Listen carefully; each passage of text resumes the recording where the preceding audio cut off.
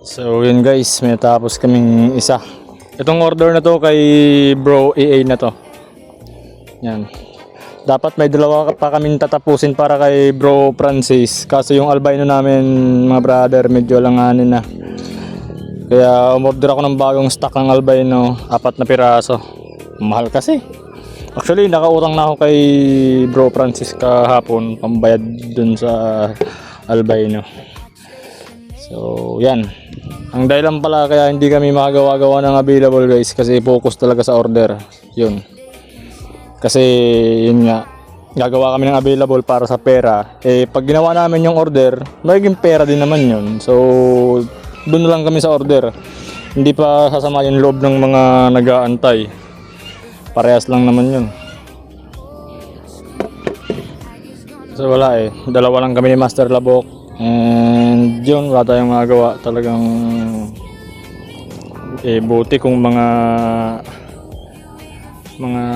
pipitsugin lang yung binibilid natin. So yun, yung haba ng blade nito 9.5 inches. Tapos yan, nag-drop ako ng konti dito para yan. Kasi alam kong gagamitin talaga to ni Bro EA. Hindi ito pang, sabihin natin pang display. Pang display pero gagamitin. Tapos nakapurong marabikal. Ganda ng blade profile, no? Parang pang cutting competition. Ayun. Yung convex edge pala to. Ayun. Convex edge. Tapos nilagyan, may micro bevel yan guys. Talagang ready yan sa mga bakbakan na magaganap. I mean, pamputol ng kahoy, kawayan. Di ba? Pang karne. Dalawa ito natapos namin ngayon. So, ito lang siguro bibidyoan ko yung kay Bro Henrik. B-O-B B-O-B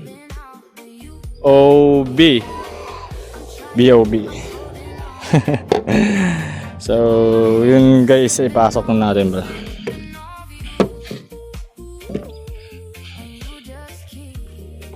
Yung pattern namin kasi nito, clip. Ayaw niya ng clip kasi gusto niya naka belt loop. So, yan.